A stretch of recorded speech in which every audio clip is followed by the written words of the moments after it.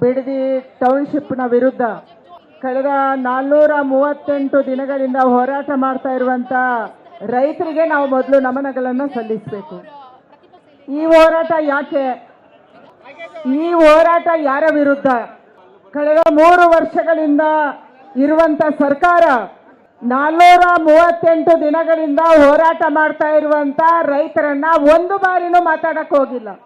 ಸಿದ್ದರಾಮಯ್ಯನವರ ನೇತೃತ್ವದ ಸರ್ಕಾರ ಇತ್ತು, ಈಗ DK ಶಿವಕುಮಾರ್ ಅವರ ನೇತೃತ್ವದ ಸರ್ಕಾರ.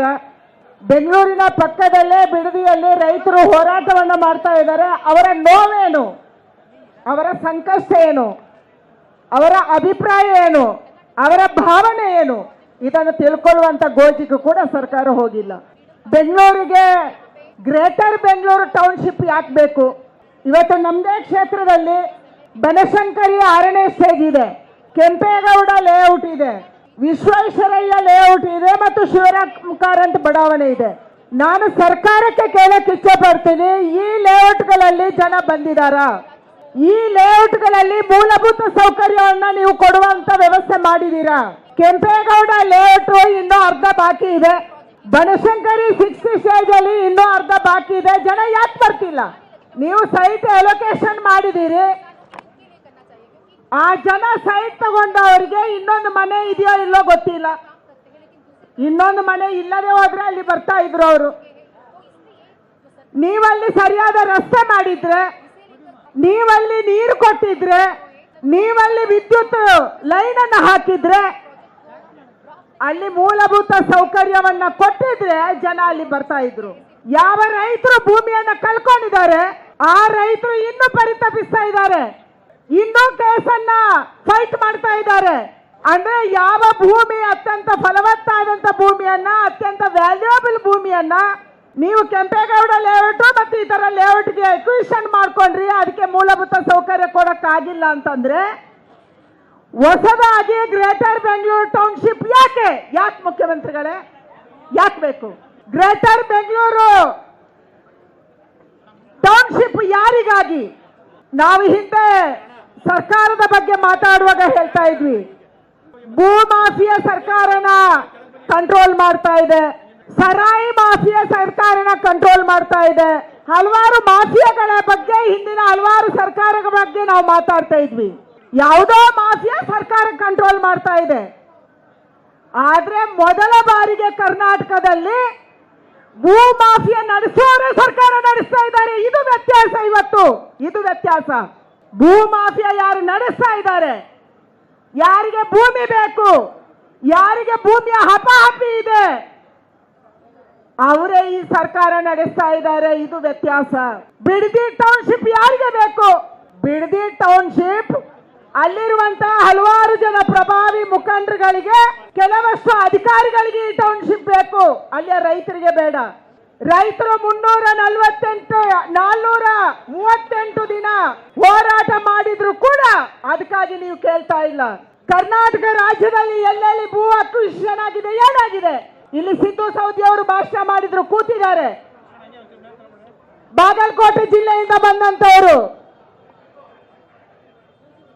ಯಾವ ಕೃಷ್ಣ ಮೇಲ್ದಂಡೆ ಯೋಜನೆಗೆ ಲ್ಯಾಂಡ್ ಅಕ್ವಿಷನ್ ಆಯಿತು, ಯಾವ ಕಬಿನಿಗೆ ಲ್ಯಾಂಡ್ ಅಕ್ವಿಷನ್ ಆಯಿತು, ಇವತ್ತಿಗೆ ಕೂಡ ಎಲ್ಲರಿಗೆ ಪರಿಹಾರ ನ್ಯಾಯಯುತವಾಗಿ ಸಿಕ್ಕಿಲ್ಲ. ಇವತ್ತು ಹೋರಾಟ ನಡೀತಿದೆ. ಎಷ್ಟು ವರ್ಷಗಳ ಯೋಜನೆ, ಎಷ್ಟು ವರ್ಷಗಳ ಯೋಜನೆ? ಎಲ್ಲೆಲ್ಲಿ ಲ್ಯಾಂಡ್ ಅಕ್ವಿಷನ್ ಆಗಿದೆ ನ್ಯಾಯಯುತವಾಗಿ ಪರಿಹಾರ ಕೊಡಕ್ಕೆ ಈ ಸರ್ಕಾರಕ್ಕೆ ಆಗ್ತಾ ಇಲ್ಲ. ಮತ್ತೆ ಹೊಸದಾಗಿ ಲ್ಯಾಂಡ್ ಅಕ್ವಿಷನ್ ಮಾಡು. ನೀವೇನ್ ಮಾಡ್ತಾ ಇದ್ದೀರಿ? ಈಗಾಗಲೇ 3 ಗ್ರಾಮಗಳಿಗೆ ಫೈನಲ್ ನೋಟಿಫಿಕೇಶನ್ ಹೊರಡಿಸಿದ್ದೀರಿ. ಬೈರಮಂಗಲ ಮತ್ತು ಸುತ್ತಮುತ್ತದ ಎಲ್ಲ ಹಳ್ಳಿಗಳಿಗೆ ನೀವು 25 ಹಳ್ಳಿಗಳಲ್ಲಿ ಸುಮಾರು 8,000 ಎಕರೆ ಜಮೀನನ್ನು ನೀವು ವಶಪಡಿಸಿಕೊಳ್ತಾ ಇದ್ದೀರಿ. ಈ 8,000 ಹಳ್ಳಿಗಳಲ್ಲಿ ಜನ ರಾಗಿ ಬೆಳೀತಿದ್ದಾರೆ, ಹೊಟ್ಟೆಯ ಹಿಟ್ಟಿಗಾಗಿ. ಕಮರ್ಷಿಯಲ್ ಕ್ರಾಪ್ ಬೆಳೀತಾ ಇದ್ದಾರೆ, ಮಲ್ಟಿ ಕ್ರಾಪ್ ಬೆಳೀತಾ ಇದ್ದಾರೆ. ತೆಂಗು ಬೆಳೀತಾ ಇದ್ದಾರೆ, ರೇಷ್ಮೆ ಬೆಳೀತಾ ಇದ್ದಾರೆ, ಮಾವು ಬೆಳೀತಾ ಇದ್ದಾರೆ, ಕೆರೆ ಕಟ್ಟೆಗಳಿದಾವೆ, ನೀರಿನ ಸೋರ್ಸ್ ಇದೆ. ಇದೆಲ್ಲವನ್ನ ನೀವು ನಾಶ ಮಾಡಕ್ಕೆ ಹೊರಟಿದ್ದೀರಿ. ಮತ್ತು ಈ ಎರಡು ಗ್ರಾಮ ಪಂಚಾಯಿತಿಗಳ ಕೆಲವು ಭಾಗ ಟೆರೈನ್ ಪ್ರದೇಶ ಇದೆ. ವಿಜ್ಞಾನಿಗಳು ಹೇಳ್ತಾರೆ ಈ ಟೆರೈನ್ ಪ್ರದೇಶದ ಕಾರಣಕ್ಕಾಗಿ ಬೆಂಗಳೂರಿನ ಸುತ್ತಮುತ್ತ ಮಳೆ ಬರುತ್ತೆ, ನೀರು ಶೇಖರಣೆ ಆಗುತ್ತೆ. ಈ ಭೂಮಿ ಫಲವತ್ತಾಗಿ ಇರೋದಕ್ಕೆ ಕಾರಣೀಕರ್ತ ಆಗಿದೆ ಅಂದ್ರೆ ಈ ಎಲ್ಲ ಭೂಮಿಯನ್ನ ನೀವು ನಾಶ ಮಾಡುವವರಿದ್ದೀರಿ, ಕಾಂಕ್ರೀಟ್ ಕಟ್ಟಡ ಮಾಡುವವರಿದ್ದೀರಿ. ಈಗಲೇ ಕರ್ನಾಟಕ ರಾಜ್ಯದಲ್ಲಿ ಬರಗಾಲ ಕಾಡ್ತಾ ಇದೆ. ನಾವು ಮಾಡಿರುವಂತ ತಪ್ಪಿನ ಕಾರಣಕ್ಕಾಗಿ, ಕಾಂಕ್ರೀಟ್ ಕಟ್ಟಡದ ಕಾರಣಕ್ಕಾಗಿ, ಭೂಮಿಯ ತಾಪಮಾನ ಹೆಚ್ಚಾಗಿರುವ ಕಾರಣಕ್ಕಾಗಿ ಇವತ್ತು ಪರಿಸರದಲ್ಲಿ ವ್ಯತ್ಯಾಸ ಆಗ್ತಾ ಇದೆ. ಮಳೆ ಬಂದ್ರೆ ಮಳೆನೇ ಬರುತ್ತೆ, ಮಳೆ ಬಂದಿಲ್ಲ ಅಂದ್ರೆ ಬರೋದೇ ಇಲ್ಲ. ಆ ಪರಿಸ್ಥಿತಿಗೆ ನಾವು ಬಂದಿದ್ದೀವಿ. ಗ್ರೇಟರ್ ಬೆಂಗಳೂರು ಟೌನ್ಶಿಪ್ ಯಾರಿಗೆ? ಮೂಲ ನಿವಾಸಿಗಳು ಯಾರು? ಮೂಲ ನಿವಾಸಿಗಳನ್ನ ಒಕ್ಕಲೆಬ್ಬಿಸಿ ಎಲ್ಲಿಂದ ಕರ್ಕೊಂಡು ಬಂದು ಅಲ್ಲಿ ನೀವು ಜಮೀನು ಕೊಟ್ಟು ಯಾರನ್ನು ಉದ್ಧಾರ ಮಾಡಕ್ಕೆ ಹೊರಟಿದ್ದೀರಿ? ಬೆಂಗಳೂರಲ್ಲಿ ಜಮೀನು ಪಡ್ಕೊಂಡಂತವ್ರು ಯಾರು? ನೀವು ಸರ್ವೆ ಮಾಡಿದ್ದೀರಾ? ಮನೆ ಕೊಟ್ಟರೆ ಯಾರಿಗೆ ಕೊಡ್ತಾ ಇದ್ದೀರಿ? ನಾವು ಕೆಲವರು ಒಕ್ಕಲೆಬ್ಸಿದ್ವಿ. ಮೊನ್ನೆ ಹೆಬ್ಬಾಳದಲ್ಲಿ ನಾವು ಹೋಗಿದ್ವಿ, ನಮ್ದೇ ಕ್ಷೇತ್ರದ ಹಲವಾರು ಭಾಗಕ್ಕೆ ಹೋದ್ವಿ. ಅಲ್ಲಿ ರೋಹಿಂಗ್ಯಾಗಳಿದ್ರು, ಬಾಂಗ್ಲಾದೇಶಗಳಿದ್ರು, ಇವರು ಬೇರೆ ದೇಶದಿಂದ ಬಂದಿದ್ದಾರೆ ಅಂತ ಹೇಳಿದ್ರೆ ಅವರನ್ನ ಅಧಿಕೃತ ಮಾಡಿ ಅವರಿಗೂ ಮನೆ ಕೊಡುವಂತ ಕೆಲಸವನ್ನ ಈ ಸರ್ಕಾರ ಮಾಡ್ತು. ಇವತ್ತು ಕರ್ನಾಟಕ ರಾಜ್ಯದ ಲ್ಯಾಂಡ್ ಅಕ್ವಿಸಿಷನ್, ರಿಹ್ಯಾಬಿಲಿಟೇಷನ್, LARR ಕಾನೂನು 2013ರಲ್ಲಿ ಏನಾಗಿದೆ, ನೀವು ಫೈನಲ್ ನೋಟಿಫಿಕೇಶನ್ ಹೊರಡಿಸಿದ ಮೇಲೆ ಜಮೀನು ಬಿಟ್ಟಿಲ್ಲ ಅಂದ್ರೆ ಅವನು ಜಮೀನನ್ನ ಅಕ್ರಮವಾಗಿ ಪಡೆದವನಾಗ್ತಾನೆ. ಎಂತ ದುರಂತ ನಮ್ದು ಕಾನೂನು. ಯಾರಾದ್ರೂ ರೈತ ಜಮೀನು ಕೊಡಲ್ಲ, ಕೊಟ್ಟಿಲ್ಲ ಅಂದ್ರೆ ಈ ಕಾನೂನು ಲಾಗು ಮಾಡ್ತಾರೆ. ಈ ಕಾನೂನು ಲಾಗು ಆದ್ಮೇಲೆ ಆ ಜಮೀನು ಅನಧಿಕೃತವಾಗಿ ರೈತನ ಹತ್ರ ಇದ್ದಂಗಾಗುತ್ತೆ. ಅಂದ್ರೆ ತನ್ನ ಜಮೀನು, ತನ್ನ ಹಿರಿಯರಿಂದ ಬಂದ ಜಮೀನು, ಶತಮಾನಗಳಿಂದ ತಾವು ಹುಟ್ಟಂತ ಜಮೀನು, ಪೂರ್ವಜರಿಂದ ಬಂದಂತ ಜಮೀನಲ್ಲಿ ನಾವೇ ಅಪರಾಧಿಗಳು, ನಾವೇ ಕಾನೂನು ಬಾಹಿರವಾಗಿ ಇರುವಂತವರು. ಇದನ್ನು ನೀವು ಮಾಡಕ್ಕೆ ಹೊರಟಿದ್ದೀರಿ. ಅದಕ್ಕಾಗಿ ನಮ್ಮ ವಿರೋಧ. ಟೌನ್ಶಿಪ್ ನಮ್ಗೆ ಬೇಡ, ಈ ಭೂಮಾಫಿಯಾ ಸರ್ಕಾರ ನಮ್ಗೆ ಬೇಡ. ನಿಮ್ಮ ಭೂಮಿಯ ಆಸೆ, ನಿಮ್ಮ ದುರಾಸೆ ಯಾವಾಗ ನಿಲ್ಲುತ್ತೆ? ಎಷ್ಟು ತಲೆಮಾರಿಗೆ ಮಾಡ್ತಾ ಇದ್ದೀರಾ? ಯಾರಿಗಾಗಿ ಮಾಡ್ತಾ ಇದ್ದೀರಿ? ಎಷ್ಟು ತಲೆಮಾರಿಗೆ ನಿಮ್ಗೆ ಹಣ ಬೇಕು? ಎಷ್ಟು ತಲೆಮಾರಿಗೆ ನಮಗೆ ಭೂಮಿ ಬೇಕು? ಹಣದ ಹಪಹಪಿಗಾಗಿ ಮಾಡ್ತಾ ಇದ್ದೀರಿ. ಯಾರು ಮಾಡ್ತಾ ಇರೋದು? ಯಾರು ನಾವು ರೈತಾಪಿ ಕುಟುಂಬದಿಂದ ಬಂದವರು ಒಕ್ಕಲತನ ಮಾಡ್ತಾ ಇದ್ದೀವಿ ಅಂತ ಹೇಳ್ತಾ ಇದ್ರು, ಅದರ ಆಧಾರದಲ್ಲಿ ನಾವು ಸರ್ಕಾರ ಮಾಡಿದೀವಿ ಅಂತ ಹೇಳ್ತಿದ್ರಿ. ನೀವೇ ಒಕ್ಕಲೆಬ್ಬಿಸುವ ಕೆಲಸ ಮಾಡ್ತಾ ಇದ್ರಿ. ಒಕ್ಕಲಿಗರು ಅಂದ್ರೆ ಜಾತಿ ಅಲ್ಲ, ಯಾರು ಒಕ್ಕಲತನ ಮಾಡ್ತಾರೆ ಅವರೆಲ್ಲರೂ ಅವರನ್ನ ಒಕ್ಕಲೆಬ್ಬಿಸಕ್ಕೆ ಹೊರಟಿದ್ದೀರಿ. ಇಂಥ ಸರ್ಕಾರದ ವಿರುದ್ಧ ನಾವಿದ್ದೀವಿ. LARR ಕಾನೂನು ಏನಾದರೂ ಲಾಗು ಆದ್ರೆ ಆ ರೈತರು ಅಪರಾಧಿಗಳ ಸ್ಥಾನದಲ್ಲಿ ನೀವು ನಿಲ್ಲಿಸೋರಿದ್ದೀರಿ ಅವರನ್ನ. ಅದಕ್ಕಾಗಿ ನಮ್ಮ ವಿರೋಧ ಇದೆ. ಭೂಮಾಫಿಯಾ ಸರ್ಕಾರ ನಡೆಯಕ್ಕೆ ನಾವು ಬಿಡಲ್ಲ. ಇಬ್ರು ಗೂಂಡಾಗಿರಿ ಮೊನ್ನೆ 30ನೇ ತಾರೀಕು ಏಪ್ರಿಲ್ ಅಲ್ಲಿ ಮೀಟಿಂಗ್ ಮಾಡಿದ್ರಿ. ಮೀಟಿಂಗ್ ಅಲ್ಲಿ ಏನು, ಒಂದು ಕಡೆ ಚರ್ಚೆ, ರೈತರ ಅಪೇಕ್ಷೆಯಂತೆ ರೈತರು ಪರ್ಮಿಷನ್ ಕೊಟ್ರೆ, ಅವರು ಭೂಮಿ ಕೊಟ್ರೆ, ಅವರು ಸ್ವಾಮತದಿಂದ ಒಪ್ಕೊಂಡ್ರೆ ನಾವು ಜಮೀನೇ ಅಕ್ವಿಷನ್ ಮಾಡ್ತೀವಿ, ಇಲ್ಲಾಂದ್ರೆ ಮುಟ್ಟಕ್ಕೆ ಹೋಗಲ್ಲ ಅಂತ ಹೇಳ್ತೀರಿ. ಇನ್ನೊಂದು ಕಡೆ ಕಾನೂನು ಮಾಡ್ತೀರಿ, ಫೈನಲ್ ನೋಟಿಫಿಕೇಶನ್ ಹೊರಡಿಸಿ. ಅಂದ್ರೆ ಇಬ್ಬಗೆಯ ನೀತಿ ಸರ್ಕಾರದ್ದು. ಒಂದ್ ಕಡೆ ಕಣ್ಣು ಒರೆಸಿದಂಗಾಗ್ಬೇಕು, ಇನ್ನೊಂದು ಕಡೆ ಜಮೀನು ಕಿತ್ಕೊಂಡಂಗಾಗ್ಬೇಕು. ಕಿತ್ಕೊಳ್ಳೋದೇ ಆಗ್ಬೇಕಲ್ಲ. ಆ ರೀತಿಯ ಸರ್ಕಾರ ಇಲ್ಲಿ ನಡೀತಾ ಇದೆ. ಇಲ್ಲಿ ಭೂ ಮಾಫಿಯಾ ಸರ್ಕಾರ ಕೂತಿದೆ. ಈ ವಿಧಾನಸೌಧದಲ್ಲಿ ನ್ಯಾಯಯುತವಂತ ಸರ್ಕಾರ ಕೂತಿಲ್ಲ ಬಂಧುಗಳೇ. ರೈತರಿಗೆ ನ್ಯಾಯ ಕೊಡುವ ಸರ್ಕಾರ ಕೂತಿಲ್ಲ, ಜನಕ್ಕೆ ನ್ಯಾಯ ಕೊಡುವ ಸರ್ಕಾರ ಕೂತಿಲ್ಲ.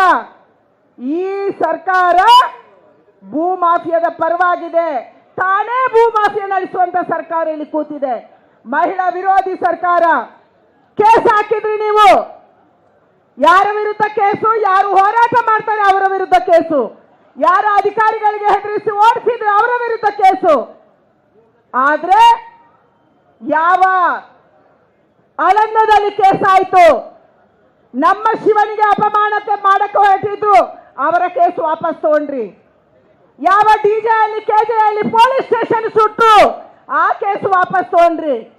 ಇಲ್ಲಿ ಹುಬ್ಬಳ್ಳಿಯ ಶಾಸಕರು ಕೂತಿದ್ದಾರೆ, ಹುಬ್ಬಳ್ಳಿಯ ಪೊಲೀಸ್ ಸ್ಟೇಷನ್ ಅನ್ನ ಸುಡಕ್ಕೆ ಹೊರಟ್ರು, ಆ ಕೇಸನ್ನು ವಾಪಸ್ ತಗೊಂಡ್ರಿ. ಒಂದು ಕಡೆ ದೇಶ ವಿರೋಧಿಗಳ, ದೇಶಕ್ಕೆ ವಿರೋಧ ಮಾಡುವವರ, ಕಾನೂನು ವಿರೋಧಿಗಳ, ಪಾಕಿಸ್ತಾನ ಜಿಂದಾಬಾದ್ ಅಂತ ಹೇಳಿದವರ ಕೇಸ್ಗಳನ್ನ ವಾಪಸ್ ತಗೊಂತೀರಿ. ಇನ್ನೊಂದು ಕಡೆ ರೈತರ ಮೇಲೆ ಯಾರು ನಮ್ಗೆ ಅನ್ನ ಕೊಡ್ತಾರೆ, ಯಾರು ನಮ್ಗೆ ಹಾಲು ಕೊಡ್ತಾರೆ, ಯಾರು ನಮ್ಗೆ ತರಕಾರಿ ಕೊಡ್ತಾರೆ, ಯಾರು ನಮ್ಗೆ ಹಣ್ಣು ಕೊಡ್ತಾರೆ ಅವರ ಮೇಲೆ ಕೇಸ್ ಹಾಕಕ್ಕೆ ಹೊರಟಿದ್ದೀರಿ. ಯಾವ ಸರ್ಕಾರ ಇದು? ಯಾವ ರೀತಿಯ ಸರ್ಕಾರ ಇದು? ಅದಕ್ಕಾಗಿ ರೈತ ವಿರೋಧಿ ಸರ್ಕಾರ.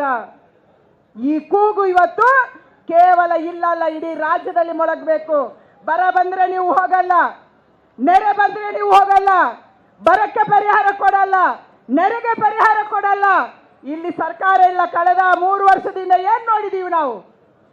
ಮುಖ್ಯಮಂತ್ರಿ ಕುರ್ಚಿಯನ್ನು ಉಳಿಸ್ಕೊಳ್ಳುವವರು, ಮುಖ್ಯಮಂತ್ರಿ ಹೊಸದಾಗಿ ಕುರ್ಚಿ ಆಗುವವರು. ಸಿದ್ದರಾಮಯ್ಯ ಕುರ್ಚಿ ಉಳಿಸ್ಕೋಬೇಕಿತ್ತು, ಡಿ ಕೆ ಶಿವಕುಮಾರ್ ಮುಖ್ಯಮಂತ್ರಿ ಆಗ್ಬೇಕಿತ್ತು. ಅದು ಹೋರಾಟ ನಡೆಯಿತು 2.5-3 ವರ್ಷಗಳ ಕಾಲ. ಕಳೆದ 1 ತಿಂಗಳಿಂದ ಅಹಂಕಾರದ ಸರ್ಕಾರ, ದರ್ಪದ ಸರ್ಕಾರ, ಬಾಡಿ ಲ್ಯಾಂಗ್ವೇಜು, ಮಾತಾಡುವ ಶೈಲಿ, ನಾನು ಕಿತ್ಕೊಂತೀನಿ, ನಾನು ಮಾಡಿದ್ದೇ ಕಾನೂನು. ಅಣ್ಣ, ನೀವು ಮಾಡಿದ್ದು ಕಾನೂನು ಅಲ್ಲ. ಪ್ರಜಾತಂತ್ರ ವ್ಯವಸ್ಥೆಯಲ್ಲಿ ಸಂವಿಧಾನದ ಆಧಾರದಲ್ಲಿ ಕಾನೂನು ನಡೆಯುತ್ತೆ. ನೀವು ಮಾಡಿದ್ದು ಕಾನೂನು ಆಗಲ್ಲ. ಮುಖ್ಯಮಂತ್ರಿಗಳೇ, ನೀವು ಮಾಡಿದ್ದು ಕಾನೂನು ಆಗಲ್ಲ. ಕಾನೂನಿಗೆ ಆಕ್ಟ್ ಇದೆ, ಆಕ್ಟಿನ ಆಧಾರದಲ್ಲಿ ಕಾನೂನು ನಡಿಬೇಕು, ಸರ್ಕಾರ ನಡಿಬೇಕು, ಅಧಿಕಾರಿಗಳು ನಡಿಬೇಕು. ಆದ್ರೆ ಇವತ್ತು ಈ ಸರ್ಕಾರ ದರ್ಪದಿಂದ ನಡೆಸಕ್ಕೆ ಹೊರಟಿದ್ದೀರಿ, ನೀವು ಅಹಂಕಾರದಿಂದ ನಡೆಸಕ್ಕೆ ಹೊರಟಿದ್ದೀರಿ. ಕಿತ್ಕೊಂಡೀರಿ, ಏನ್ ಮಾಡ್ತೀರಿ ಅನ್ನುವಂತ ದುರಾಂಕಾರದಲ್ಲಿ ನೀವು ಮೆರೀತಾ ಇದ್ದೀರಿ. ಇದನ್ನು ಈ ರಾಜ್ಯದ ಜನ ಒಪ್ಪಲ್ಲ. ಯಾರು ಈ ದುರಾಂಕಾರದಿಂದ ನಡ್ಕೊಂಡಿದ್ದಾರೆ ಅವರನ್ನ ಮಣ್ಣು ಪಾಲು ಮಾಡಿದಂತ ರಾಜ್ಯದ ಜನತೆ ಈ ರಾಜ್ಯ ಸರ್ಕಾರಕ್ಕೆ ತಕ್ಕ ಪಾಠವನ್ನು ಕಲಿಸಬೇಕನ್ನುವಂತ ಆಗ್ರಹವನ್ನು ನಾನು ಮಾಡ್ತಾ ಇದ್ದೀನಿ. ಹೋರಾಟ ಕೇವಲ ಬಿಡದಿಗೆ ಸೀಮಿತ ಅಲ್ಲ. ಇವತ್ತು ನಮ್ಮದು ಬಿಡದಿದ್ದು ಬೆಂಗಳೂರಿದ್ದು, ನಾಳೆ ಇನ್ನೊಂದು ಕಡೆ ಹೋಗ್ತಾರೆ. ಎಲ್ಲೆಲ್ಲಿ ಕಿಮ್ಮತ್ತಾದ, ಎಲ್ಲೆಲ್ಲಿ ಚೆನ್ನಾಗಿರುವ ವ್ಯಾಲ್ಯೂಯಬಲ್ ಜಮೀನಿದೆ ಅದನ್ನು ಕಿತ್ಕೊಂಡು ಸ್ವಂತಕ್ಕೆ ಉಪಯೋಗ ಮಾಡುವಂತ ಎಷ್ಟು ಪರ್ಸೆಂಟೇಜ್ ಬರುತ್ತೆ, ಯಾರು ಎಷ್ಟು ನಮ್ಗೆ ಕೊಡ್ತಾರೆ, ಎಷ್ಟು ನಮ್ಮ ಮನೆಗೆ ಬ್ಯಾಗ್ ಬರುತ್ತೆ, ರಾತ್ರಿ ಎಷ್ಟು ವ್ಯವಹಾರ ಆದ ಮೇಲೆ ನಾವು ಮನೆಗೆ ಹೋಗಿ ಮಲಗ್ತೀವಿ. ಇಂಥ ಲೆಕ್ಕಾಚಾರ ಮಾಡುವಂತ ಸರ್ಕಾರ ಇಲ್ಲಿದೆ. ಅದಕ್ಕಾಗಿ ನಮ್ಮ ವಿರೋಧ ಇದೆ. ಬಂಧುಗಳೇ, ಈ ಹೋರಾಟ ಆರಂಭ ಮಾತ್ರ, ಇದರ ಅಂತ್ಯ ಈ ಸರ್ಕಾರವನ್ನ ವಿಧಾನಸೌಧದಿಂದ ಕಿತ್ತಾಗುವ ತನಕ ನಾವು ಹೋರಾಟವನ್ನ ಮಾಡಬೇಕಾಗಿದೆ ಅನ್ನುವಂತ ಮಾತನ್ನ ಹೇಳಿ ನಮ್ಮ ಹೋರಾಟವನ್ನ ನಿರಂತರವಾಗಿ ಮಾಡ್ತೀವಿ. ಬಿಡದಿ ರೈತರ ಜೊತೆ ನಾವಿದ್ದೀವಿ. ಬಿಡದಿ ರೈತರಿಗಾಗಿ ನಾವು ಹೋರಾಟ ಇವತ್ತೇನು ಮಾಡಿದೀವಿ, ಅದು ಮುಂದುವರಿಯುತ್ತೆ ಅನ್ನುವಂತ ಮಾತನ್ನ ಹೇಳಿ ನಿಮ್ಮೆಲ್ಲರಿಗೆ ವಂದನೆಯನ್ನ ಸಲ್ಲಿಸಿ ನನ್ನ ಮಾತು ಮುಗಿಸ್ತೀನಿ. ಬೋಲೋ ಭಾರತ್ ಮಾತಾ ಕಿ, ಬೋಲೋ ಭಾರತ್ ಮಾತಾ ಕಿ. ಜೈ ಜವಾನ್, ಜೈ ಜವಾನ್, ಜೈ ಜವಾನ್. ಬಿಡದಿಯ ರೈತರ ಹೋರಾಟಕ್ಕೆ, ಬಿಡದಿಯ ರೈತರ ಹೋರಾಟಕ್ಕೆ, ಕರ್ನಾಟಕ ರಾಜ್ಯದ ರೈತರ ಹೋರಾಟ